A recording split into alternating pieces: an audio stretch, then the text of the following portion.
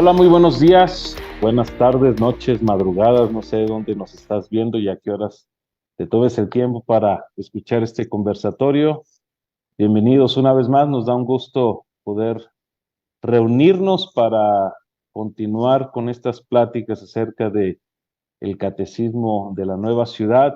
Estamos en la pregunta número 14 y si tú recuerdas, desde hace un tiempecito hemos estado hablando acerca de todo lo que tiene que ver con la ley de Dios, lo que exige cada uno de los mandamientos, quién puede cumplir la ley de Dios, etcétera, etcétera. Y hoy nos toca la pregunta 14 que tiene que ver también con la ley de Dios. Mi nombre es Christian Tucker, soy pastor aquí en la Iglesia de Gracia Soberana en la ciudad de Durango y un gusto compartir espacio otra vez con Armando y con nuestro invitado estrella del día de hoy que voy a dejar que solitos se presenten. Buenas tardes, buenos días, buenas noches. De nuevo me alegro de poder estar con ustedes, pasar un tiempo. Mi nombre es Armando Ortiz, soy de los pastores de la Iglesia Cristiana Familia de Fe en la ciudad de Monterrey y bienvenido a este conversatorio. Gracias, Alex. Preséntate, hermano. ¿Qué tal? Buenos días. Aquí es días todavía. Si alguien se conecta más tarde, pues buenas tardes. Mi nombre es Alejandro Anchondo. Soy uno de los pastores de aquí de la Iglesia Gracia Soberana de Ciudad Juárez. Estoy casado con una hermosa mujer y tengo cuatro hijos preciosos que son un regalo de Dios. Y estoy aquí para servirlos con mucho gusto en lo que pueda. Gracias, Alex. Gracias. Pues como comentamos al inicio, hemos estado abordando el tema o las preguntas del catecismo que tienen que ver con el cumplimiento de la ley de Dios, con este análisis que hemos estado haciendo acerca de qué es lo que exige la ley de Dios, qué es lo que demanda de cada uno de nosotros. Y el día de hoy, pues vamos a estar explorando acerca de esta pregunta que me voy a dar el permiso de leerla, tanto la pregunta como la respuesta, y como el texto que el catecismo nos da como argumento de su respuesta para después de ahí poder comenzar a hacer ciertas preguntas a la respuesta que dé el catecismo de manera que podamos dialogar y conversar acerca de esta verdad. La pregunta 14 del catecismo dice lo siguiente.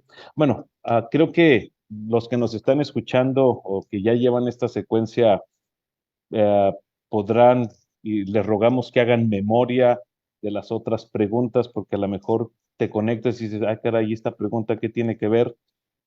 Hay todo un contexto de otras preguntas que tendrías que leer, que tendrías que escuchar, así que te animamos a que lo hagas. Y nosotros nos vamos a concentrar solamente en esta pregunta. La pregunta 14 dice lo siguiente. ¿Dios nos creó incapaces de cumplir su ley? La respuesta del catecismo, no. Pero debido a la desobediencia de nuestros primeros padres, Adán y Eva, toda la creación ha caído. Todos nacemos en pecado y siendo culpables, corruptos por naturaleza e incapaces de cumplir la ley de Dios. Y el texto que el catecismo nos da como soporte es Romanos capítulo 5, versículo 12, que dice lo siguiente. El pecado entró en el mundo por medio de un solo hombre, y por medio del pecado entró la muerte. Fue así como la muerte pasó a toda la humanidad porque todos pecaron. Alex, así que queremos comenzar contigo, viendo, lo decíamos antes de comenzar a grabar, que tratamos de que nuestro invitado nos dé el honor de responder la mayor cantidad de preguntas posibles en cada conversatorio. Y queremos comenzar contigo haciéndote esta pregunta. Ya considerando el contexto de las demás preguntas, que nos tardaríamos mucho en dar ese contexto, si fuimos creados para cumplir la ley de Dios, ¿por qué ahora no podemos cumplirla y por qué ahora se nos considera como culpables? Considerando la respuesta, dice, Dios nos creó incapaces de cumplir la ley de Dios y el catecismo dice que no. Eso nos da a entender que entonces sí fuimos creados para cumplirla. La pregunta es, ¿por qué ahora no podemos cumplirla? ¿Y por qué el catecismo en su respuesta nos dice que no solamente podemos cumplirla, sino que ahora somos considerados hasta culpables por no cumplirla? Ujú. Sí. Algo que me parece a mí muy interesante de la respuesta del catecismo es que nos recuerda que en un inicio, Adán y Eva sí eran capaces de cumplir la ley, ¿verdad? De obedecer a Dios de una manera perfecta, porque tenían una relación con Dios perfecta, ¿verdad? O sea, vivían en una armonía, o sea, con el Señor, en una comunión ininterrumpida, porque simple y sencillamente confiaban en Él, lo amaban y como resultado de esa confianza y de ese amor lo obedecían de una manera perfecta.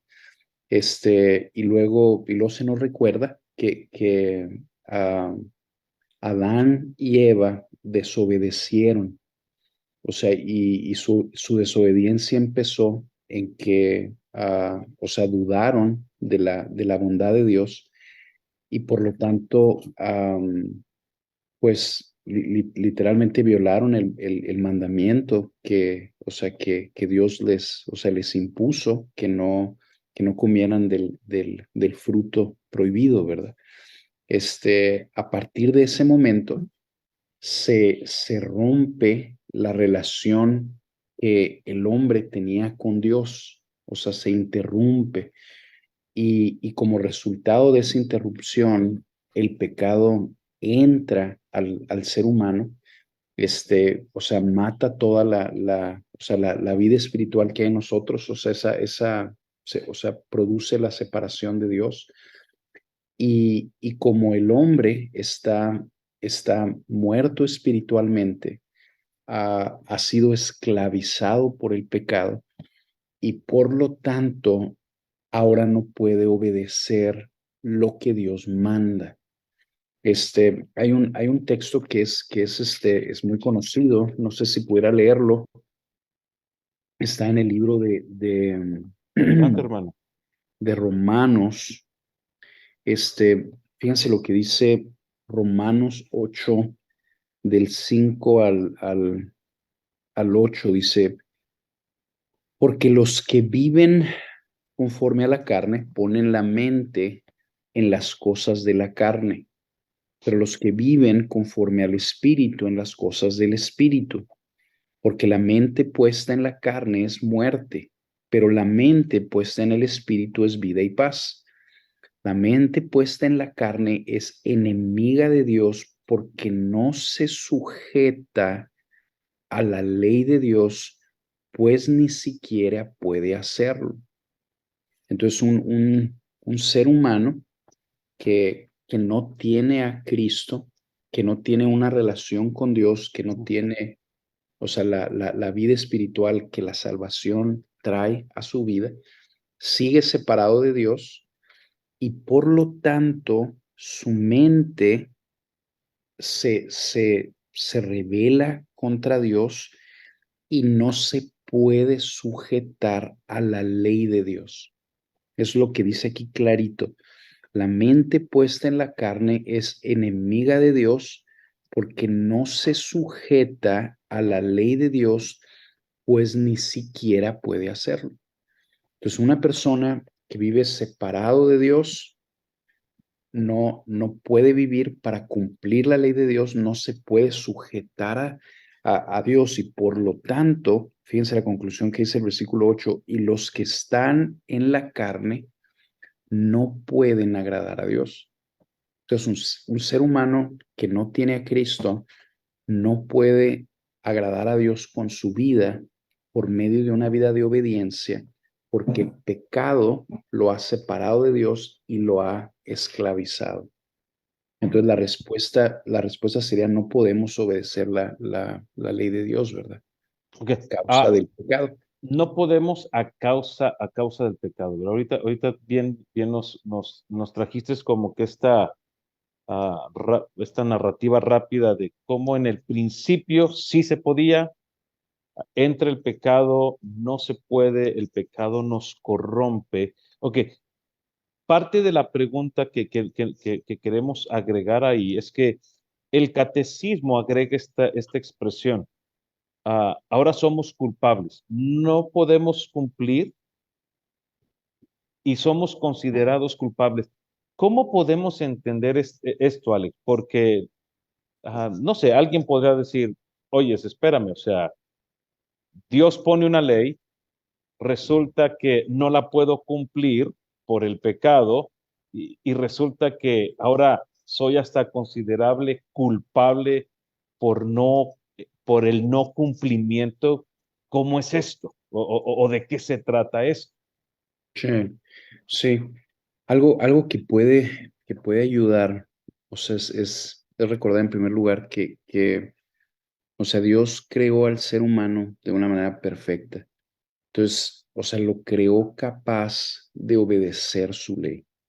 El problema es que el ser humano desobedeció a Dios, y por causa de la desobediencia del ser humano es que esta maldición está sobre toda la raza humana, que todos nacemos en pecado, ah, que todos nacemos separados de Dios, y que por causa del pecado somos esclavos y no podemos obedecer la ley.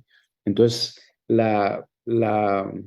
o sea, la responsabilidad no está del lado de Dios, sino de nosotros, ¿verdad? O sea, Dios hizo las cosas perfectas, o sea, es el ser humano el que se revela, y nosotros estamos simple y sencillamente cosechando las consecuencias. Algo que, o sea, para agregar y tratando de contestar la pregunta que hiciste, pues uno se podría preguntar, oye, pero el que pecó fue Adán inicialmente, ¿verdad? O sea, ¿qué culpa tengo yo de que Adán haya desobedecido? Ahora yo estoy pagando los trastos rotos de Adán. O sea, por un lado podríamos decir que esa es pues una ley natural, ¿verdad? O sea, los hijos pagan las consecuencias de las malas decisiones de los padres, ¿verdad? Yo, como les decía en un inicio, yo tengo 4 hijos, y una de las cosas de las que estoy más conscientes es que, o sea, yo quiero vivir una vida digna del evangelio para modelarles a ellos, o sea, un ejemplo, y o sea, colocarlos lo mejor que pueda para su futuro, ¿verdad? Las malas decisiones que yo tome, sí los afectan directamente a ellos y afectarán su descendencia. Entonces, por un lado, el pecado de Adán se ha afectado a toda la raza humana. ¿Por qué? Porque así funciona el mundo. O sea, los padres, las decisiones que toman afecta a generaciones. Y número dos, que también somos culpables porque nosotros tomamos la decisión libre de desobedecer. Entonces, o sea, am, o sea, a nosotros nadie nos obliga a pecar. O sea, somos sí pecadores por naturaleza, pero también por decisión. O sea, nosotros de una manera libre, simple y sencillamente decimos: yo prefiero seguir mis caminos, seguir mi voluntad a la voluntad de Dios, y tomamos esa libre decisión, ¿verdad? Entonces, por lo tanto, por nuestra desobediencia, o sea, o sea, culpables no solo por el pecado de nuestros padres, sino por las decisiones que nosotros tomamos porque buscamos imponer nuestros caminos a la voluntad de Dios. Ok. Más adelante, Alex, vamos a volver a tocar este punto acerca de qué significa que nacemos en pecado con esta naturaleza para que nos amplíes un poquito más el tema. Armando, ¿algo que quieras añadir, comentar? Siempre surge esa pregunta, si el culpable fue Adán y Eva, ¿por qué yo estoy cargando con esta consecuencia? Entonces, nosotros debemos recordar que la función de Adán, o una de las funciones de Adán, era ser el representante de la humanidad, que en la teología le llaman la cabeza natural y la cabeza federal de toda la creación. Por lo tanto, él como representante de la descendencia que vendría de él, está precisamente imputando esta culpa a todos los que vienen. Y tenía que ser de esa manera porque solo eso hace posible que ahora Cristo, que es el segundo Adán, si nosotros aceptamos y creemos en su obediencia, entonces también sea imputada a nuestro favor su justicia y su bondad. Entonces, si rechazamos la idea de que Adán no es mi representante, entonces no podemos accesar a la idea de que ahora hay uno que puede cumplir la ley a favor de mí. Entonces, de esa manera estaba diseñado el plan del Señor, porque precisamente ninguno iba a poder cumplirla, pero si hubiera uno, ese nos podría salvar a todos. Entonces, tenemos que aceptar esta idea de Adán como el representante y la cabeza federal de la humanidad, si realmente queremos encontrar salvación por la obediencia de otro, ¿no? Entonces, Bien. Se nos fue Armando, ahí estás. Sí, aquí estoy. Ok. aquí Ok, sigo, aquí sigo. va, te quedaste así.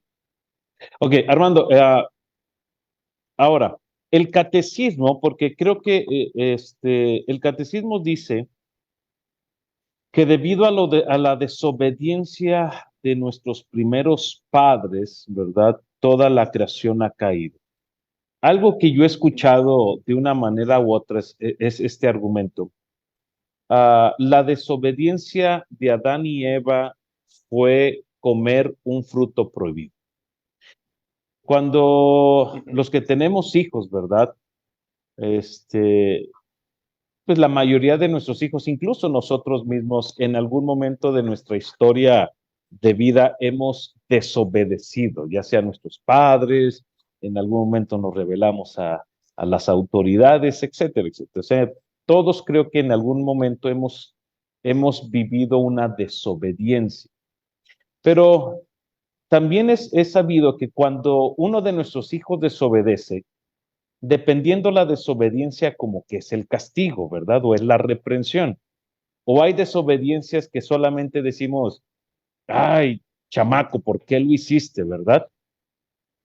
Entonces, pensando de esta manera, que a veces dices, oye, ¿cómo es que por haberse comido un fruto, o sea, ¿por qué Dios hizo tanto show?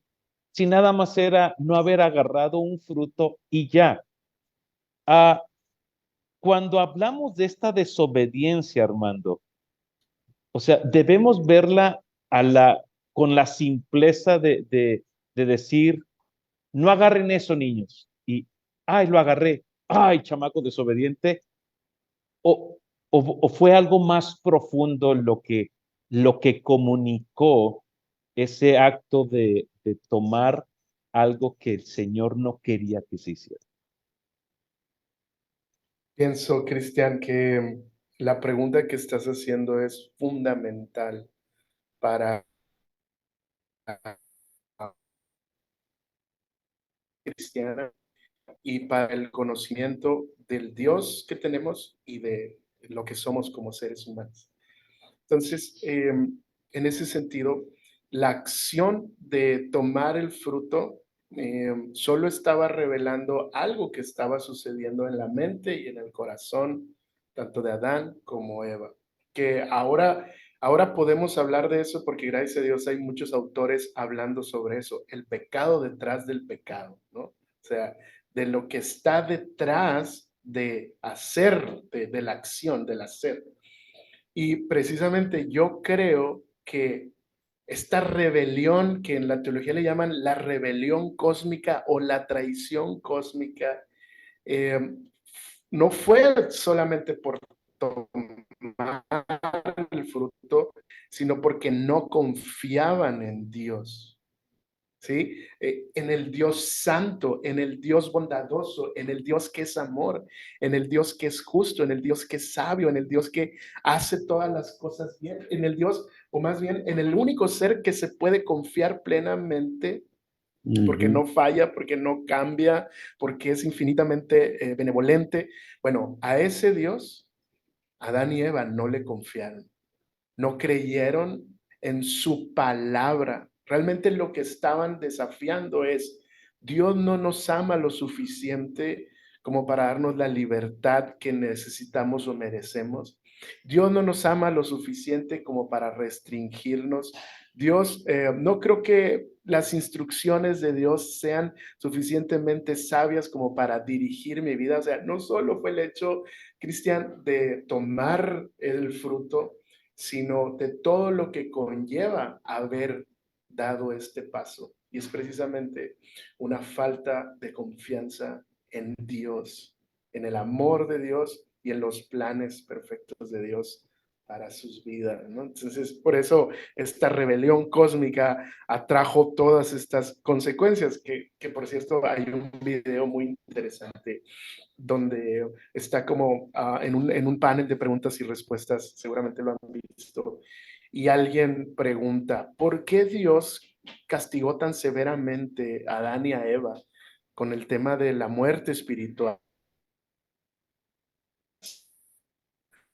Y Arcis está ahí y hace esta pregunta como, what's wrong with you people? O sea, ¿qué les pasa? ¿Cómo pueden decir que Dios fue muy severo al castigar así a Adán y Eva? Y es porque no conocen al Dios que están traicionando, no conocen lo que hicieron, no fue solo el fruto, sino el haber desafiado la autoridad del soberano, ¿no? Entonces, pienso que es esta parte de no entender el Dios santo, justo, bueno, amoroso, al que estaban traicionando y desafiando al desobedecerlo, ¿no? Que es justamente lo que nos pasa a nosotros cada vez que cedemos ante el pecado y a la tentación. Alex, una pregunta, y a lo mejor me gustaría que tú como papá, nos comentaste ahorita, tienes cuatro pequeños, ¿verdad? A lo mejor para ver la cuestión de cómo como papá vemos la desobediencia de nuestros hijos. Yo creo que ahorita Armando tocó elementos muy claves. Adán y Eva desconfiaron de la bondad de Dios. Adán y Eva sobajaron la autoridad de Dios, se consideraron que eran probablemente superiores a él. Claro. A lo mejor dijeron, estas ideas de este Dios, ¿verdad? Está anticuado.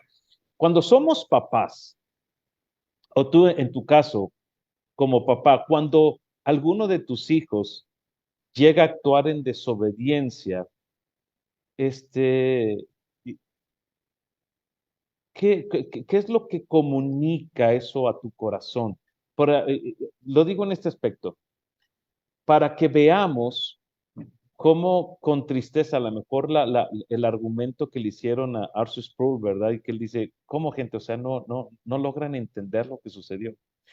Porque nuestra mente carnal dice, no manches, o sea, ¿cuántas veces hemos desobedecido? ¿Cuántas veces no hemos acatado una orden y nadie nos dice, eres culpable de muerte por haber hecho esto? No solamente fue el acto de la desobediencia. tú como papá, cuando tus hijos desobedecen una instrucción tuya, ¿qué es lo que logras ver? ¿Qué es lo que ellos te comunican? De tal manera como que pudiéramos desempaquetar un poquito, ¿qué es lo que, qué es lo que comunica una desobediencia? Ujú, Porque desobediencia sí comunica rebeldía, pero habla más de la opinión que el hijo tiene acerca de la autoridad del padre que cualquier otra cosa, creo yo. ujú. Sí, o sea, algo que a lo mejor pudiera agregar a lo que Armando ya nos, o sea, nos trajo. O sea, es que o sea, la rebeldía a la que todos estamos inclinados, o sea, es básicamente pisotear, o sea, la dirección que nos dio una persona por establecer nuestra voluntad, ¿verdad? Entonces, cuando mis hijos desobedecen, ah, o sea, ellos están literalmente pues desechando, pisoteando, violando la dirección que yo traje a sus vidas. Obviamente, si lo planteamos en un escenario así familiar, una desobediencia de uno de mis hijos, o sea, no amerita la muerte, pues porque yo soy un coigual a ellos en cierta manera. O sea, la desobediencia y el castigo que la desobediencia merita depende también de ante a quién nos estamos revelando, ¿verdad? O sea, no sé, por ejemplo, si uno de mis hijos le, le, le pone una cachetada a su hermanito, pues eso tiene una consecuencia, ¿verdad? Si ese mismo hijo le pone una cachetada a un vecinito, pues tiene una consecuencia probablemente mayor. Este, si ese hijo le pone una cachetada a un adulto, o sea, la consecuencia que va a recibir, o sea, es mayor que, que la de si golpeó a su hermanito, ¿verdad?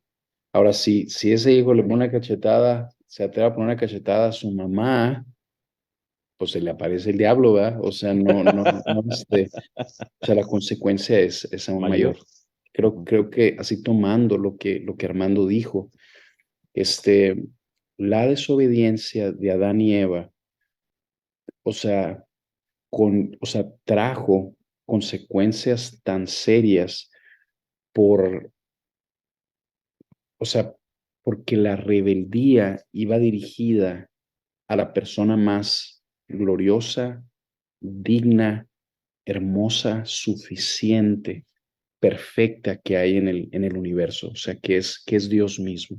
Y número dos, ellos tenían toda la capacidad para vivir en una obediencia perfecta. O sea, ellos estaban libres de pecado. Ellos podían vivir sin desobedecer, ¿verdad?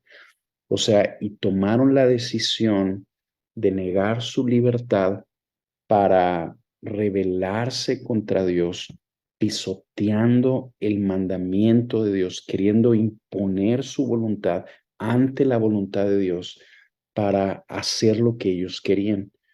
De hecho, no sé si pudiera leer un pasaje rápidamente. Adelante. Está aquí en el libro de Génesis, que es la,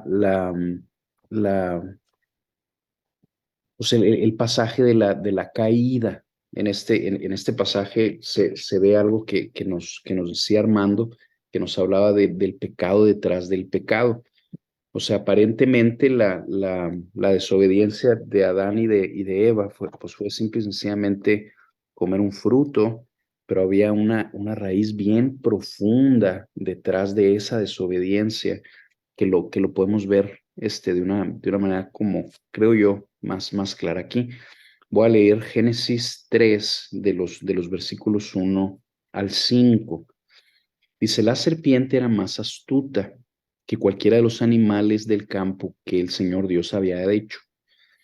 Y le dijo a la mujer, con que Dios les ha dicho, no comerán de ningún árbol del huerto? La mujer le respondió a la serpiente, del fruto de los árboles del huerto podemos comer, pero del fruto del árbol que está en medio del huerto, Dios ha dicho, no comerán de él, ni le tocarán para que no mueran. Y la serpiente le dijo a la mujer, ciertamente no morirán. Entonces aquí de entrada está, o sea, aparece una mentira, la primera mentira en la mente de Eva, ¿verdad? La primera cosa falsa. Dios había hablado a Adán y Eva con pura verdad, todo lo que ellos habían escuchado era verdad. Y aquí entra la primera mentira. Entonces la mujer, o sea, tiene la capacidad de confiar en Dios, pero en lugar de confiar en Dios, empieza a considerar la voz del enemigo de Dios, ¿verdad? Lo dice el versículo 4, y la serpiente le dijo a la mujer, ciertamente no morirán, pues Dios sabe que el día que de él coman, se les abrirán los ojos y ustedes serán como Dios, conociendo el bien y el mal. Entonces, lo que la serpiente les estaba vendiendo era, si tú comes de este fruto que Dios te prohibió, tú vas a ser tan grande, tan sabio, tan poderoso como Dios. Entonces la mujer codició el querer, o sea, el querer ser como Dios, ¿verdad? Y eso es bien importante entenderlo porque, como decía Armando, eso está en la raíz de todo pecado que nosotros cometemos todos los días. O sea, atrás de todo pecado, nosotros estamos haciendo, pues muchas cosas, ¿verdad? Pero entre ellas, la primera y una de las más importantes es, estamos dudando de la bondad de Dios. Estamos no creyendo en su palabra por creer en una mentira.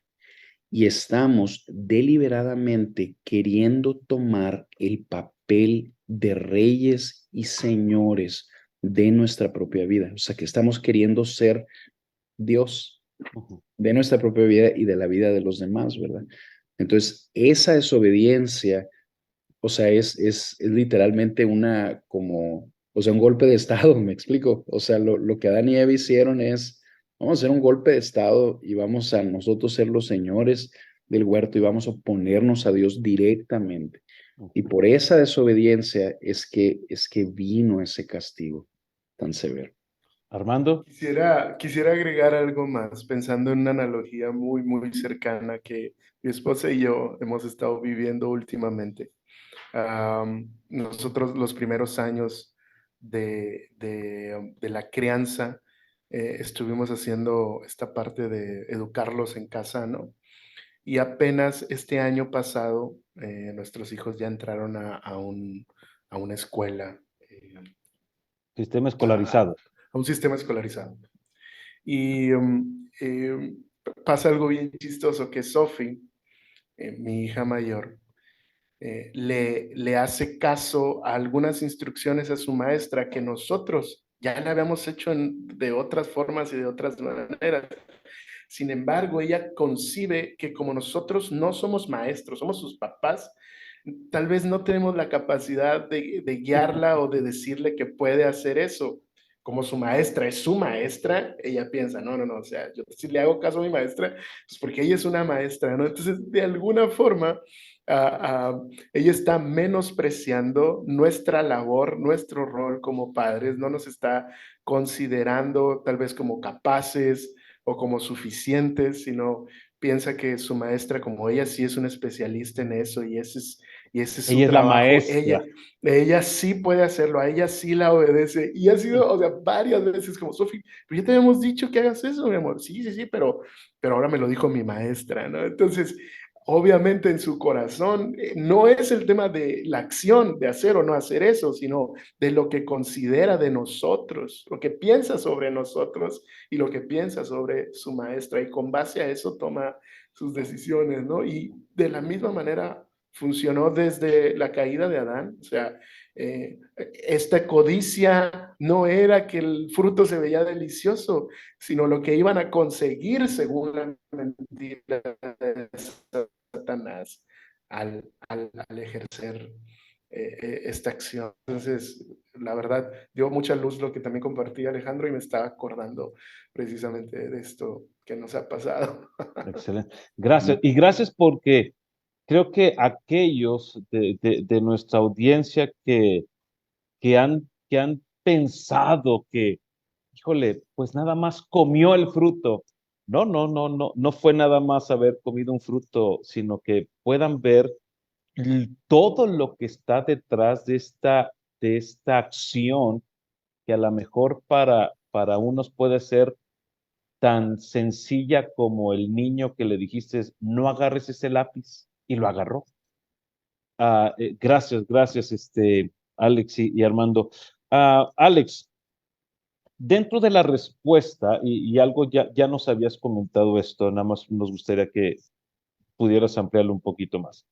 Dentro de la respuesta del catecismo, se nos dice que a consecuencia de la desobediencia de Adán y Eva, que ahorita Armando y tú nos hicieron el favor de ampliarlo un poquito, dice que toda la creación ha caído, pero dice, hay una expresión, ahora dice, todos nacemos en pecado. ¿Qué significa esto? ¿Cómo es que debemos entender esta cuestión? Armando ya también nos dio un pincelazo rápido cuando nos habló acerca de de Adán como la cabeza federal, el representante. ¿Nos podrías ampliar un poquito más algún pasaje que nos pueda ayudar a entender la cuestión? ¿Qué significa o cómo entendemos esta idea de nacemos en pecado? Sí, o sea, o sea, la manera en la que el catecismo lo explica, creo que es una forma muy sencilla y clara. O sea, el catecismo dice, bueno, pues se extiende, así como se extiende un virus, de un hombre o sea, a muchos, así el pecado que, que entró a Adán y Eva se extendió a toda la raza humana, ¿verdad? De manera que todos los descendientes de Adán y Eva, todos nosotros, nacemos con esta inclinación natural hacia el mal. Y, y obviamente cuando respondemos a esa inclinación hacia el mal, pues somos esclavizados del pecado y somos destruidos, ¿verdad? O sea, por eso el mundo está como está. O sea, porque el mundo está esclavizado al pecado, autodestruyéndose. Un pasaje que creo que lo plantea de una manera muy sencilla es el que tú leíste al principio. Dice Romanos 5:12, o sea, por tanto, tal como el pecado entró al mundo por medio de un hombre, o sea, a través de Adán, el pecado entró al mundo y por medio del pecado la muerte, así también la muerte se extendió a todos los hombres porque todos pecaron. El pecado se extiende a todos los hombres, todos tenemos esta inclinación hacia el mal y luego todos respondemos a esa inclinación, por eso todos somos responsables de haber pecado y la muerte está en todos nosotros, ¿verdad? Armando, ¿algo que quieras agregar? Estás muteado, hermano. Perdón, sí, de hecho estaba buscando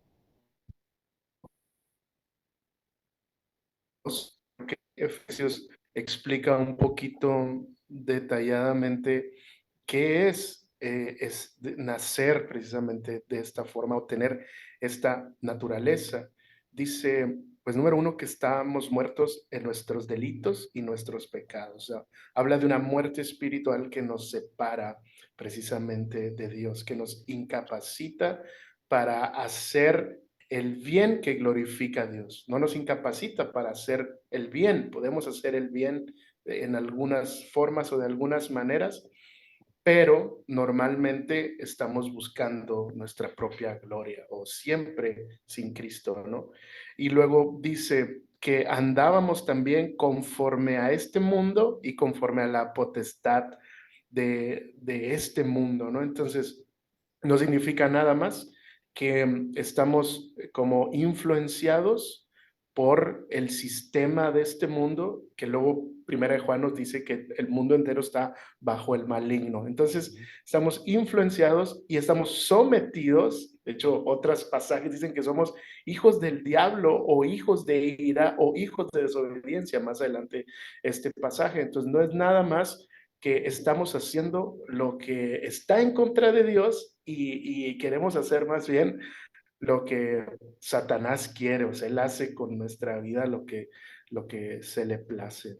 Por último, dice que estamos viviendo conforme a nuestros deseos de la carne y lo que nuestra está deseando. Entonces, vivir o nacer en pecado es esta incapacidad, que es lo otro que se rompe en el huerto, de ver a nuestro prójimo o de amar a nuestro prójimo como Dios nos lo pide, sino que solo estamos viendo para nosotros mismos y nuestros propios deleites, ¿no? Entonces, por eso cuando Cristo viene a nuestra vida, restaura nuestras relaciones verticales con Él y nuestras relaciones horizontales con nuestro prójimo, porque no lo podemos hacer debido a que tenemos una naturaleza pecaminosa. Entonces, pienso yo que esta parte de Efesios 2, del verso 1 al verso 3, explica muy bien a detalle cómo estamos averiados completamente a causa del pecado. Okay. Sí, un versículo rápido que pudiera agregar también, o sea, dice el Salmo 51, versículo 5, está hablando el rey David y dice, yo nací en iniquidad, o sea, yo nací en iniquidad. O sea, el rey David nació en iniquidad y en pecado me concibió mi madre. O sea, básicamente el rey David está diciendo, o sea, desde que yo salí del vientre de mi mamá, o sea, nací en pecado, nací en iniquidad, y por lo tanto, o sea, en esa esclavitud de la que estamos hablando, ¿verdad? El ejemplo más sencillo que se menciona también ahí en el catecismo es, oye, pues sí es cierto, yo a mis hijos nunca, o sea, yo tengo que instruirlos continuamente a que ayuden a su mamá, a que recojan sus juguetes, a que pues sean ayudadores, serviciales con sus demás hermanos, pero nunca tengo que enseñarlos a contar mentiras, nunca tengo que enseñarlos a pelearse entre ellos por sus juguetes. ¿Por qué? Porque esa inclinación, o sea, el pecado está en ellos, como está en todos nosotros, ¿verdad? Entonces, de nacimiento, todos tenemos una inclinación hacia el mal. Una manera más sencilla de ponerlo es, o sea, todos nacemos con una inclinación hacia buscar lo nuestro, Okay. por encima de todos, por Ujú. encima de los demás, por encima de nuestros padres, por encima de Dios. Queremos lo nuestro. Esa es la inclinación del pecado. Excelente, excelente. Gracias.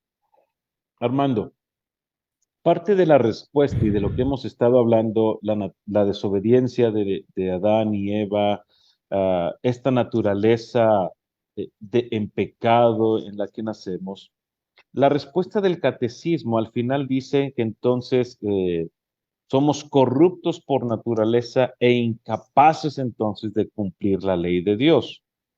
Ser incapaces de cumplir la ley de Dios, Armando, a consecuencia del pecado, nos, alguien podría pensar o decir, bueno, entonces estoy excusado para vivir como a mí me place. ¿Esto sería así? Si no puedo Mm, cumplir la ley de Dios, porque soy una naturaleza pecadora, entonces no estoy obligado a y puedo vivir como me venga en gana. ¿Será Ok, así? ok. Esta respuesta merece un par de...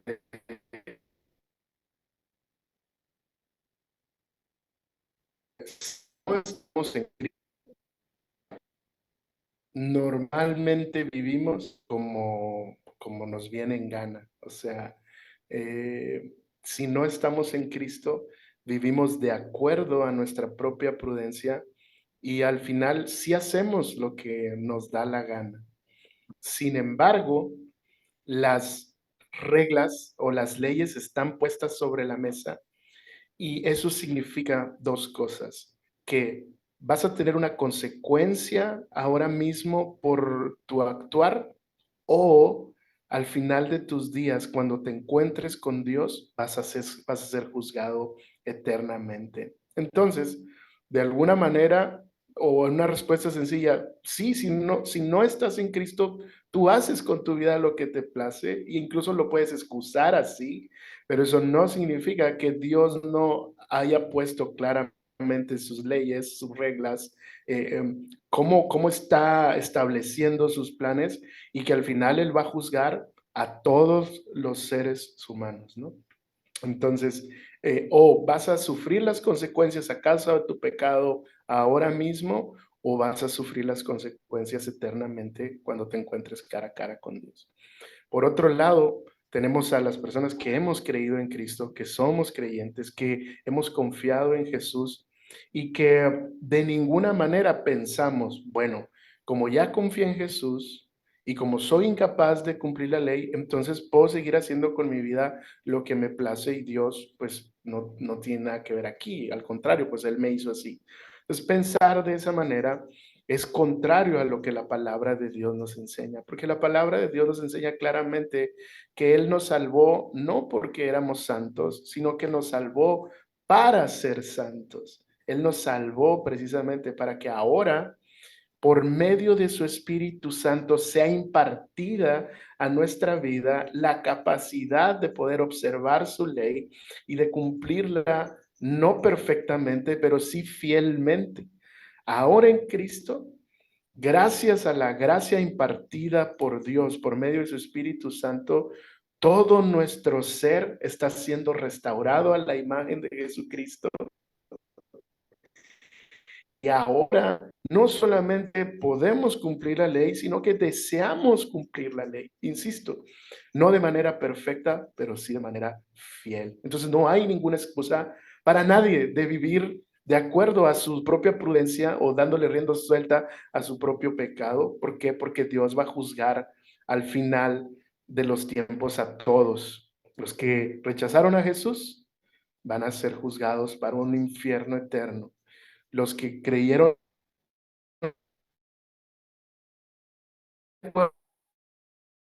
juzgados por haber puesto su fe en Jesús, ¿no?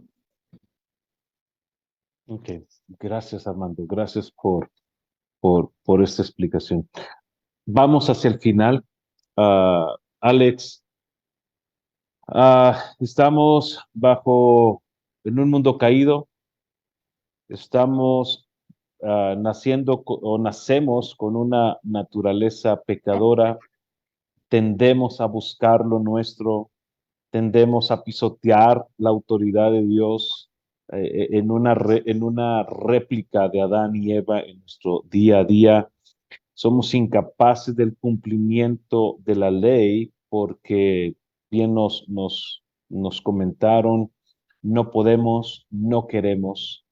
Ante esta realidad atroz, ¿cuál es nuestra esperanza? ¿O qué esperanza tenemos ante esta realidad de la cual hemos estado hablando a lo largo de este tiempo? ¿Qué Sí, sí, esperanza tenemos? sí, o sea, que esa es la cúspide de las noticias del Nuevo Testamento, ¿verdad? Y esa esperanza tiene un nombre y ese nombre es Jesús. O sea, Jesús es la esperanza de los pecadores. O sea, el ser humano fue separado de Dios, fuimos separados de Dios desde el jardín del Edén por causa de nuestra desobediencia. Eso es lo que es la muerte espiritual. Anteriormente vivíamos en una comunión perfecta con Dios, pero por causa de la rebeldía del hombre fuimos separados y, y no tenemos acceso a Dios o sea, por el pecado y la iniquidad que hay en nosotros. No podemos acercarnos a Dios, pero la buena noticia es que Dios se acercó a nosotros.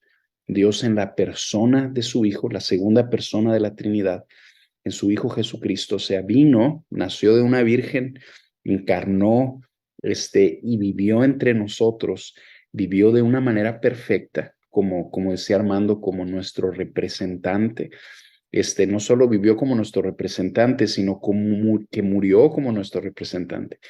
Y gracias a esa muerte sustitutoria, o sea, Cristo recibe el rechazo que nosotros merecemos por nuestro orgullo y por nuestra rebeldía.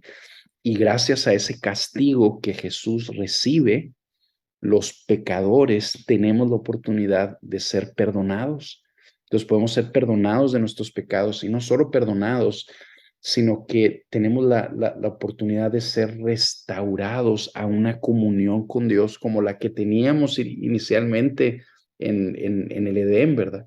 Pues en el momento en que un hombre se acerca a Jesús, porque Jesús se acercó a nosotros, ese hombre es completamente perdonado, su comunión con Dios es restaurada y la vida espiritual que no tenía, o sea, surge en él. De manera que ahora, o sea, puede tener una relación con Dios y también es libertado del pecado. De manera que el hombre con Cristo es libre de la esclavitud del pecado y ahora puede vivir para agradarlo. Si deseamos unas noticias tremendamente obscuras en Romanos 8, que el hombre que vive según la carne no puede agradar a Dios. Fíjense, vamos a ver aquí otro pasaje. Hay más adelante, dice Romanos, en el capítulo 8. Habíamos leído las malas noticias ahí en el versículo 8, que los que están en la carne no pueden agradar a Dios, pero fíjense cómo lo plantea el 9, ¿verdad? O sea, un versículo después, sin embargo, ustedes no están en la carne, sino en el Espíritu. Entonces, los creyentes ahora estamos en el Espíritu, o sea, unidos a Cristo, o sea, nuestra relación con Dios ha sido restablecida. Y porque hemos sido unidos a Cristo, ese Espíritu nos vivifica, o sea, nos da vida. Fíjense lo que dice el versículo 11. Pero si el Espíritu de aquel que resucitó a Jesús de entre los muertos habita en ustedes, el mismo que resucitó a Cristo Jesús de entre los muertos también dará vida a sus cuerpos mortales por medio de su Espíritu que habita en ustedes. Versículo 12. Así que, hermanos, somos deudores no a la carne para vivir conforme a la carne, porque si ustedes viven conforme a la carne habrán de morir, pero si por el Espíritu hacen morir las obras de la carne, vivirán. Entonces, el Hijo de Dios, puesto que ha sido restablecida su relación con Dios, tiene ahora el Espíritu Santo viviendo dentro de él, el Espíritu que resucitó a Cristo entre los muertos, y por lo tanto ha sido libertado del pecado y tiene el poder para vencer esa inclinación de la carne y ahora sí vivir para agradar a Dios. Esas son las buenas noticias, ¿verdad? Que sí podemos ahora agradarlo porque Cristo se acercó a nosotros. Amén. Qué glorioso. Armando, últimas palabras.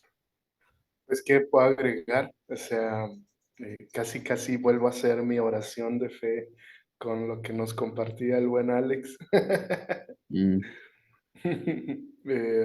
Creo que eso es, o sea, es Cristo, es a través de Cristo y ahora podemos vivir para la gloria de Cristo. así es.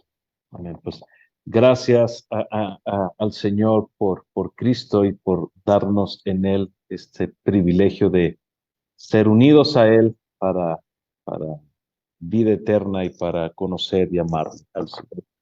Alejandro, muchísimas gracias. Gracias por tu tiempo. Gracias por concedernos el privilegio de este conversatorio. Armando, una vez más, amigo, muchas gracias por darme la oportunidad de tenerte aquí en este panel y por concederme el privilegio de ahora ser quien dirigió la charla. Gracias, Alex. Gracias, Armando. Si se quieren despedir, están sus micrófonos abiertos, y a toda nuestra audiencia, gracias por concedernos el privilegio de poder servir a tu vida a través de este conversatorio. Nos veríamos la próxima semana con la siguiente pregunta y un nuevo invitado. Hermanos, si se quieren despedir. Sí, Alex. no, bueno, no, pues todo lo contrario. Gracias por la invitación y gracias por esto que estás haciendo, Cristian, Armando.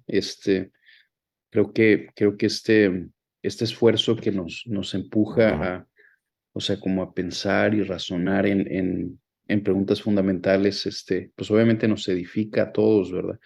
Y principalmente creo que puede traer un beneficio a aquellas personas a las que ustedes están dirigiendo. Así que, pues es una bendición el ver lo que están haciendo. Gracias, hermanos, por lo que están haciendo.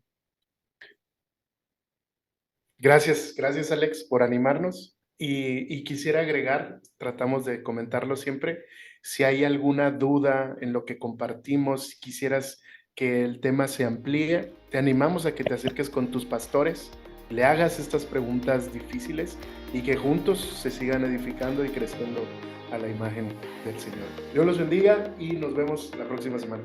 Nos vemos la próxima semana. Hasta luego.